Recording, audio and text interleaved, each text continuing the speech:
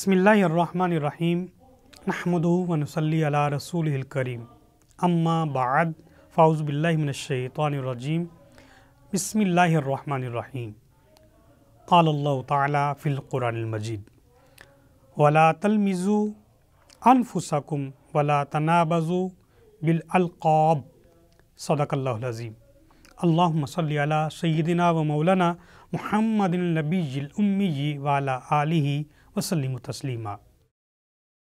تمام تعریفیں اللہ رب العزت جل جلالہ کی جو پوری کائنات کا خالق و مالک ہے، رحمان ہے، رحیم ہے، قدوس ہے، عزتیں عطا کرنے والا، ہماری زندگی اور موت کا مالک ہے، شاہ حق سے زیادہ قریب ہے۔ کروڑوں درود و سلام نبی اکرم صلی اللہ علیہ وآلہ وسلم کی ذات مقدس پر جو پوری کائنات کے لیے رحمت للعالمین ہیں، خاتم النبیین ہیں اور ہماری جانوں پر ہم سے زیادہ حق رکھتے ہیں۔ القرآن کے ساتھ آپ کا میزبان عابد حسین مصطفی آپ کی خدمت میں حاضر ہے، اور آج ہماری گفتگو ہے تانا زنی کرنا۔ اسلامی معاشرے کے حسن کو داغدار کرنے والی اخلاقی کمزوریوں میں سے ایک تانا زنی بھی ہے۔ من حیث القوم ہم ایک دوسرے کی قبر کھودنے، عیب جوئی کرنے، تذلیل اور تحقیر کرنے میں مصروف رہتے ہیں، اور ہمیں اس میں لطف بھی آتا ہے، جبکہ قرآن، سنت اور اسلامی تعلیمات کے اندر ان عادات کی کوئی بھی گنجائش نہیں ہے۔ اللہ تعالیٰ ارشاد فرماتا ہے وَلَا تَلْمِزُوا أَنفُسَكُمْ، کسی کو تانا دو، وَلَا تَنَابَزُوا بِالْأَلْقَابِ، اور کسی کا الٹا نام نہ لو، یعنی کہ برے القاب سے نہ بلاؤ۔ نبی اکرم صلی اللہ علیہ وآلہ وسلم نے اس حوالے سے ارشاد فرمایا، ترمذی شریف کی حدیث ہے، لیس المؤمن بالطعانی، جو مومن ہوتا ہے، ایمان والا ہوتا ہے، اللہ اور اس کے رسول پر ایمان رکھتا ہے، وہ کبھی بھی تانا زنی نہیں کرتا، ولا اللعانی، اور نہ ہی وہ لعنت کرتا ہے، ولا الفاحشی، اور نہ ہی کوئی بری بے حیائی والا کام کرتا ہے، ولا البذی، اور نہ ہی برا کلام کرتا ہے، یعنی کہ لغو گفتگو بھی نہیں کرتا۔ تو مومن کی یہاں پہ 4 باتیں بتائی گئی ہیں کہ اس کے اندر یہ خوبیاں ہوتی ہیں کہ وہ ایک تو تانا زنی نہیں کرتا، دوسرا وہ لعن طعن نہیں کرتا، تیسرا وہ فحاشی والا یعنی بے حیائی والا کام بھی نہیں کرتا، اور بد کلامی بھی نہیں کرتا۔ اسی طرح ترمذی شریف کے اندر موجود ہے، حضرت معاذ بن جبل رضی اللہ تعالیٰ عنہ فرماتے ہیں کہ نبی محترم صلی اللہ علیہ وآلہ وسلم نے ارشاد فرمایا کہ اگر کسی شخص کو کسی کے عیب، کسی کے گناہ، کسی کے جرم کا پتہ چل گیا ہے، علم ہو گیا ہے، اور وہ اس کے عیب کو شو کرتا ہے اور اس کے اوپر تانا زنی کرتا ہے، تو اللہ رب العزت جل جلالہ اس کو اس وقت تک موت نہیں دے گا جب تک وہ اس گناہ میں ملوث نہ ہو جائے جس گناہ کی وہ تانا زنی کر رہا ہے۔ تصور کیجئے اگر آپ کے اوپر کوئی تانا زنی کرے، آپ کے گناہوں کو اچھالے، آپ کے عیبوں کو اچھالے، تو آپ کو کتنی اذیت ہوگی، کتنی تکلیف ہوگی۔ تو جان لیجئے جس طرح آپ کو اذیت ہوگی، جس طرح آپ کو تکلیف ہوگی، اسی طرح آپ کے تانا زنی کرنے سے، آپ کے زبان سے چند لفظ بولنے کی وجہ سے دوسرے کو بھی اذیت ہو سکتی ہے۔ میرے آقا دو عالم صلی اللہ علیہ وآلہ وسلم نے ارشاد فرمایا کہ مومن مسلمان دوسرے مسلمان کی اس طرح ہے جس طرح ایک جسم ہوتا ہے، اگر جسم میں کسی جگہ پہ بھی کوئی تکلیف ہوتی ہے، اذیت ہوتی ہے، تو پورا جسم بے چین ہو جاتا ہے۔ اسی طرح اگر دوسرا مسلمان اذیت میں ہے تو تمہیں بھی اذیت میں ہونا چاہیے، یعنی احساس پیدا ہونا چاہیے۔ نبی اکرم صلی اللہ علیہ وآلہ وسلم نے ارشاد فرمایا کہ من سلم المسلمون من لسانی و یدی، بہترین اچھا مسلمان وہ ہے جس کی زبان سے کسی کو اذیت نہ ہو، تکلیف نہ ہو، نہ ہی کسی کے ہاتھ سے تکلیف ہو۔ یہ زبان اتنی تیز ہے کہ تلوار کا زخم گھل سکتا ہے، ختم ہو سکتا ہے، لیکن زبان کا زخم بہت گہرا ہوتا ہے، اس سے انسان کے دل چھنی ہو جاتے ہیں۔ نبی اکرم صلی اللہ علیہ وآلہ وسلم ممبر پر تشریف فرما ہوئے، ترمذی شریف کے اندر حدیث ہے، ممبر پر تشریف فرما ہوئے اور آپ نے فرمایا، اے لوگو، جس زبان سے تم نے ایمان قبول کیا ہے، جس زبان سے تم نے اسلام کو قبول کیا ہے اس زبان کو کبھی بھی آلودہ مت ہونے دینا، اس سے کسی کو اذیت مت دینا، اس کے ذریعے سے کسی کی عیب جوئی مت کرنا، اس کے ذریعے سے کسی کے اوپر بہتان مت لگانا، اس کے ذریعے سے کسی کی غیبت مت کرنا، اس کے ذریعے سے کسی کی چغلی مت کرنا، یعنی کہ اپنی زبان کو آلودہ مت ہونے دینا، اور اس کے ذریعے سے کسی کے اوپر تانا زنی نہ کرنا۔ نبی اکرم صلی اللہ علیہ وآلہ وسلم نے ارشاد فرمایا کہ اگر تم نے تانا زنی کی اور اس کا گناہ یاد کروایا اور کہا کہ تم تو اس طرح ہوا کرتے تھے، تو اللہ تبارک و تعالیٰ سخت ناراض ہوتا ہے۔ ہمیں ایک واقعہ ملتا ہے، حضرت ابو ذر غفاری رضی اللہ تعالیٰ عنہ اور دیگر اصحاب بیٹھے ہوئے تھے، جس میں حضرت بلال حبشی بھی بیٹھے ہوئے تھے۔ بات چلتے چلتے حضرت ابو ذر غفاری رضی اللہ تعالیٰ نے بلال حبشی کو کہہ دیا کہ تم تو کالی ماں کے بیٹے ہو، تمہاری کیا حیثیت ہے؟ مطلب کہ ایسی بات کر دی جس سے دل آزاری ہو گئی، تانا دے دیا والدہ کے کالے ہونے کا۔ نبی اکرم صلی اللہ علیہ وسلم کی بارگاہ قدم میں حضرت بلال حاضر ہوئے اور بات کی کہ ابو ذر غفاری رضی اللہ تعالیٰ نے یہ جملے بولے میرے لیے، مجھے تانا دیا ہے کہ میں کالا ہوں، اس لیے مجھے تو اللہ تعالیٰ نے بنایا ہے، جس طرح بھی رکھا ہے، میری آنکھیں جیسے بنائی ہیں، میرا رنگ جیسے بنایا ہے، وہ اللہ تعالیٰ کی ذات نے بنایا ہے، اور ہم کہتے ہیں کہ مجھے تو اللہ نے بنایا ہے۔ اللہ تعالیٰ فرماتا ہے لَقَدْ خَلَقْنَا الْإِنسَانَ فِي أَحْسَنِ تَقْوِيمٍ، کہ میں نے انسان کو بہت حسین بنایا ہے، بہت خوبصورت بنایا ہے۔ اگر پوری کائنات میں میرا شاہکار دیکھنا ہے تو وہ حضرت انسان ہے۔ نبی اکرم صلی اللہ علیہ وآلہ وسلم نے حضرت ابو ذر غفاری رضی اللہ عنہ کو بلایا اور پوچھا کہ تو نے حضرت بلال حبشی کو ایسا بولا ہے؟ تو عرض کی یا رسول اللہ، ہم سے یہ نکل گیا ہے۔ تو نبی اکرم صلی اللہ علیہ وسلم نے انہیں فرمایا یہ تو جہلوں والا کام ہے، تمہارے اندر ابھی بھی جہلیت گئی نہیں ہے۔ تو نبی اکرم صلی اللہ علیہ وسلم نے یہ کام جو تانا زنی کرنے والا ہے، کسی کو برا کہنا اور اس کے گناہوں کو یاد کروانا، یہ جاہلوں والا کام قرار دیا ہے۔ آج اگر کوئی بندہ ہے، برا ہے، گناہ ہو جاتا ہے، کون سا انسان ایسا ہے جو گناہوں سے پاک ہے؟ انبیاء کے علاوہ کوئی بھی گناہوں سے پاک نہیں، یعنی معصوم نہیں ہے۔ محفوظ ہو سکتا ہے، معصوم صرف انبیاء کرام ہیں۔ کوئی ایسا بندہ جس سے گناہ سرزد ہو گیا، اس نے پکی توبہ کر لی ہے، اللہ کی بارگاہ میں گڑ گڑا کر اس نے اپنے آپ کو مقبول کروا لیا ہے، یعنی توبہ کر لی ہے، اور اگر وہ نیکی کرتا ہے تو ہم اکثر لوگ ایسے بول دیتے ہیں کہ یہ آج حاجی بن گیا ہے، آج یہ نمازی بن گیا ہے۔ وہ کہتے ہیں جیسے محاورہ ہے کہ سوچ ہوئے بلی کھا کر حج کے چلی، تو ہم یہ تانا دے دیتے ہیں۔ یہ تانا دینا اللہ کو پسند نہیں ہے، رسول اللہ کو پسند نہیں ہے، اور رسول اللہ صلی اللہ علیہ وسلم نے جاہلوں والا کام قرار دیا ہے۔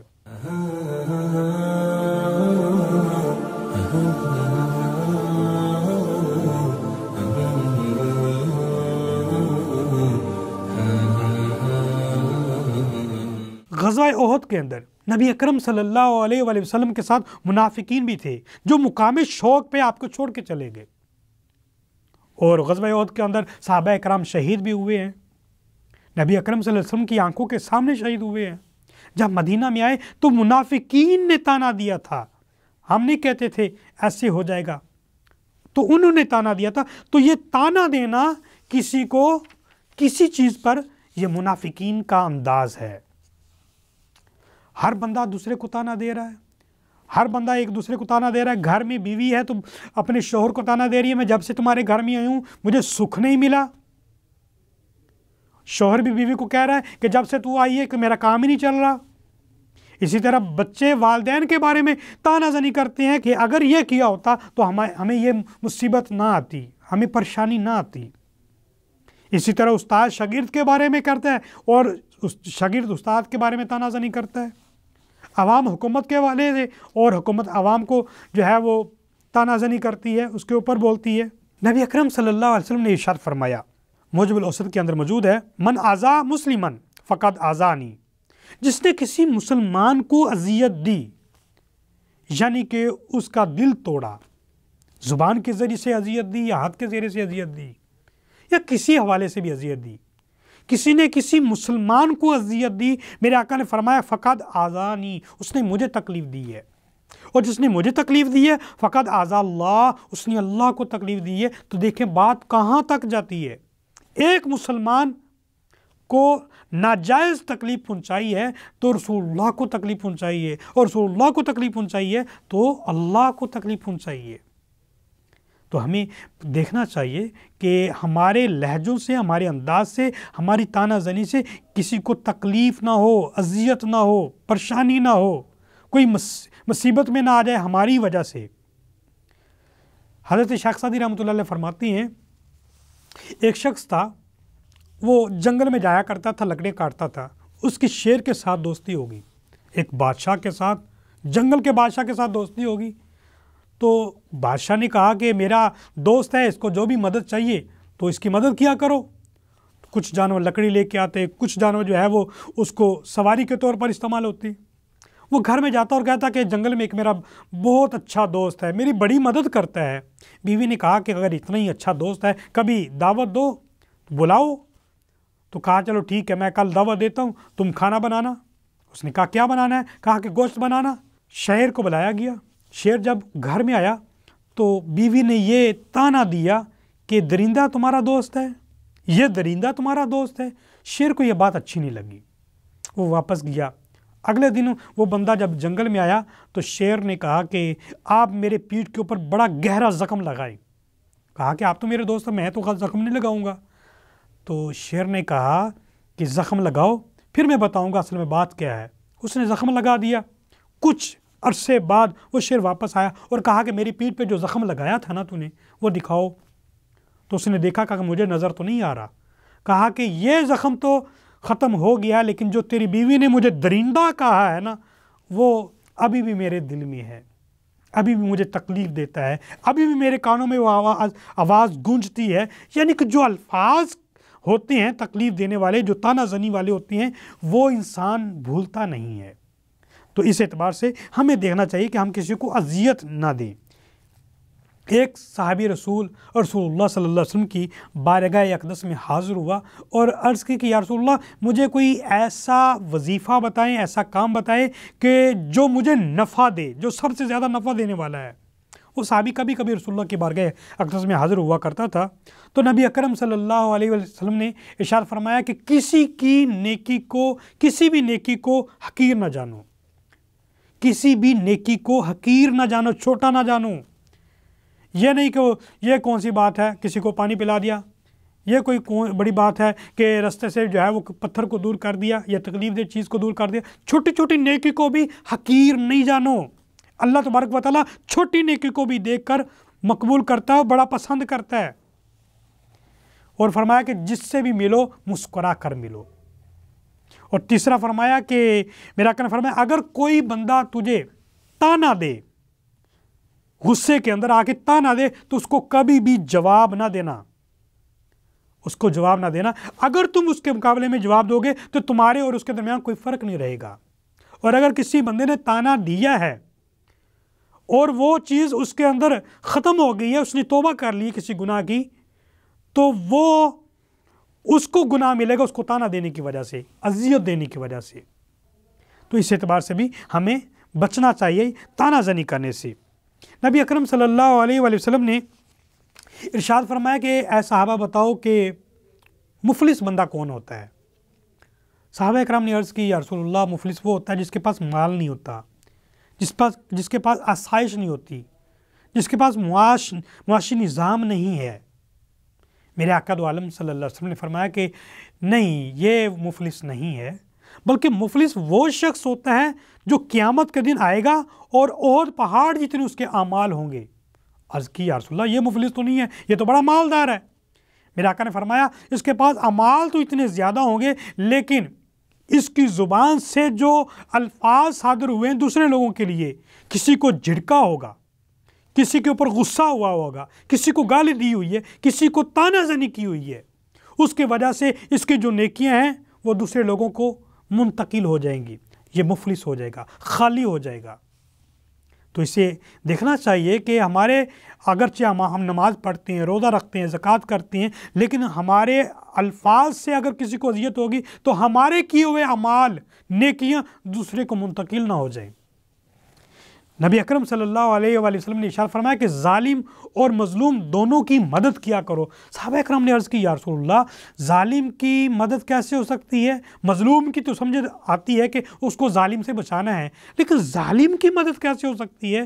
میرے آقا نے فرمایا ظالم کی مدد یہ ہے کہ اسے ظلم کرنے سے روکا جائے، یہ اس کی مدد کرنا ہے تاکہ وہ قیامت کے اندر اللہ تبارک و تعالیٰ کے غضب سے بچ سکے۔ نبی اکرم صلی اللہ علیہ وآلہ وسلم کی بارگاہ اقدس میں ایک خاتون حاضر ہوئی، گناہ اس سے ہو گیا۔ نبی اکرم صلی اللہ علیہ وسلم کی بارگاہ اقدس میں عرض کرنے لگی یا رسول اللہ مجھ سے گناہ ہو گیا ہے۔ میرے آقا نے فرمایا کہ تم سے گناہ ہو گیا ہے تو اس گناہ کا کوئی ثبوت دو۔ اگر گناہ ہوا ہے، یہاں پہ تو گنہگار جو ہے وہ ثبوت مٹا دیتے ہیں نا، تو یہ رسول اللہ کی بارگاہ میں یہ خوف خدا ہوتا ہے۔ رسول اللہ کی بارگاہ اقدس میں وہ کہنے لگے کہ میرے پیٹ میں بچہ ہے۔ میرے آقا نے فرمایا چلو پہلے اس کو جنم دو پھر آنا۔ پیدا کیا، اس کے بعد پھر آ گئی۔ میرے آقا نے فرمایا اس کو دودھ پلاؤ یہاں تک کہ اس کے ہاتھ میں روٹی کا ٹکڑا آ جائے۔ وہ کچھ عرصے مطلب کہ 2 سال اس نے دودھ پلایا، اس کے بعد اس بچے کے ہاتھ میں روٹی کا ٹکڑا تھا۔ میرے آقا دو عالم صلی اللہ علیہ وسلم نے فرمایا کہ اس بچے کو کوئی لے لے، اس کو پالے اپنے بچوں کی طرح اور اس کو سنسار کیا جائے۔ جب اس کو سنسار کیے جانے لگا تو ایک بندے نے بول دیا، ایک بندے نے کہا کہ یہ تو ملعون ہے کہ اس نے اتنا بدکار برا کام کیا ہے، یعنی تانا زنی کی اس کے اوپر۔ میرے آقا دو عالم صلی اللہ علیہ وسلم نے فرمایا کہ تم نے یہ جو کیا ہے یہ درست نہیں، اس کے گناہ کو نہ دیکھو بلکہ اس کے احساس شرمندگی کو دیکھو۔ اس کے اندر احساس پیدا ہوا ہے اللہ تعالیٰ کی بارگاہ میں اس نے جانا ہے، وہ احساس پیدا ہوا ہے کہ میں کیا منہ لے کے جاؤں گی، اپنے گناہوں کو تو یہ پاک کر چکی ہے۔ میرے آقا دو عالم صلی اللہ علیہ وسلم نے فرمایا کنز الاعمال کے اندر الفاظ ہیں کہ اس کی جو مغفرت ہوئی ہے اتنی اللہ تبارک و تعالیٰ کو پسند ہوئی ہے کہ اگر اس کی مغفرت پورے مدینہ میں دے دی جائے، ہر بندے کو تقسیم کر دی جائے تو سارے کے سارے بخشے جائیں۔ وہ کہتے ہیں کہ ایک گناہ میرا ماپیو ویکھے دیوے دیس نکالا، لکھ گناہ میرا مولا ویکھے پردے پاون والا۔ اللہ تبارک و تعالیٰ تو جو کرم نوازی کرتا ہے لیکن احساس شرمندگی ہو، تانا دینا یہ اچھی بات نہیں ہے، یہ جاہلوں کا کام ہے، منافقوں کا انداز ہے۔ اللہ تبارک و تعالیٰ ارشاد فرماتا ہے وَيْلٌ لِكُلِّ ہُمَزَةٍ لُمَزَةٍ، ہلاکت ہے اس بندے کے لیے جو تانا دیتا ہے۔ تو اللہ رب العزت جل جلالہ کی بارگاہ میں ہم دعا کریں گے کہ اللہ تبارک و تعالیٰ ہمیں ایسے گناہوں سے محفوظ رکھے۔ وآخر دعوانا ان الحمد للہ رب العالمین۔